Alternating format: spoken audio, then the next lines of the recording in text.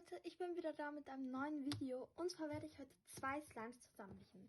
Erstmal diesen weißen, schönen, fluffigen Slime mit so einem pinken. Ich zeige euch den pinken nochmal von der Nähe. Der sieht so aus, ist auch etwas fluffy, aber nicht so halt wie das weiße. Und ja. Das ist auch ein bisschen grüne Farbe, aber das ist auch nicht so schlimm. Ja, dann fangen wir an, es zu vermischen.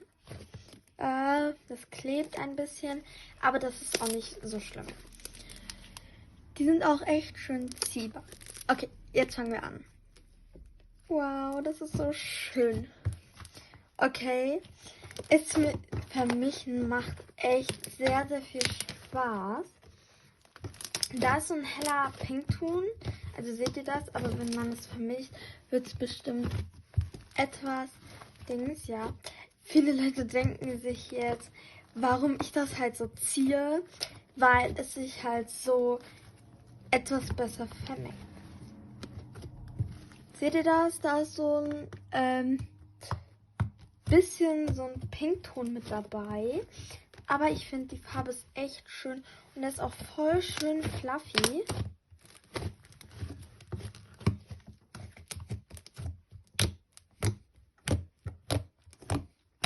Also, ich finde diesen Slime echt cool.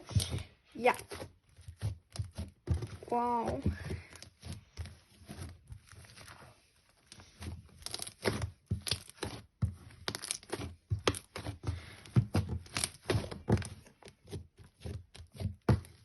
Also wenn ihr mehr so welche Videos haben wollt, dann schreibt es mir unten unter die Kommentare. Also unten in die Kommentare.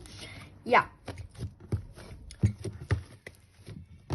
Und abonniert auch gerne meinen Kanal, damit ihr keine Videos mehr verpasst. Und liked auch bitte diesen Video.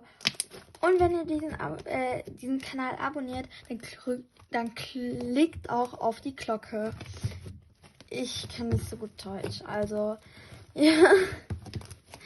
Heute habe ich es nicht so mit Deutsch. Ja. Also, ich finde den echt sehr, sehr, sehr, sehr cool. Ja. Nochmal, wenn ihr so welche Videos von mir haben wollt, dann schreibt es unten in die Kommentare. Ja, dann würde ich mal sagen, tschüssi Leute.